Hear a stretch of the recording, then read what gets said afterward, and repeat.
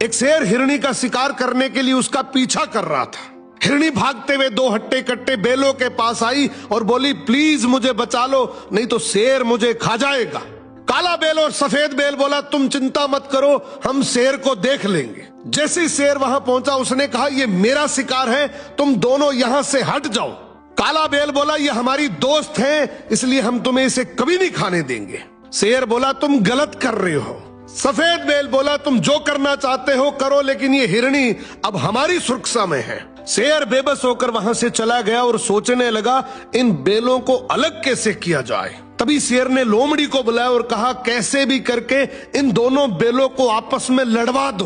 तू एक बार इन दोनों को अलग करवा दे, फिर मैं एक एक करके दोनों को खा जाऊंगा। लोमड़ी बोली, जी हुजूर, अभी जाती हूँ। सबसे पहले लोमड़ी सफेद बेल के पास गई और बोली, मैं तुम्हें एक बात बता रही हूँ, आगे मत करना। बोली, तुम बहुत सुंदर और समझदार हो, जबकि काला बेल तुमसे जलता है।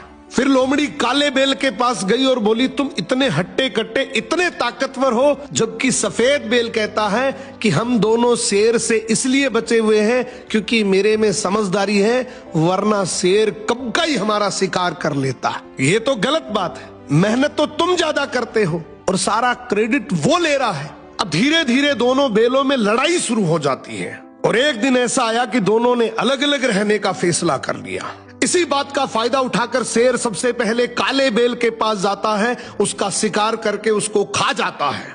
अब लोमड़ी कहती है, हुजूर, सफेद बेल भी जंगल में अकेला घूम रहा है। शेर तुरंत उसकी तरफ दौड़ता है और उसे भी अपना शिकार बना लेता है। इसीलिए कहते हैं, भाई भाई जब तक साथ हैं, कोई कुछ नहीं बिगाड़ सकता। और जैसे ही एक दूसरे से अलग हुए, हर गली नुक्कड़ पर ऐसी लोमड़ियां बैठी हैं जो उस अकेलेपन का फायदा उठा सकती है।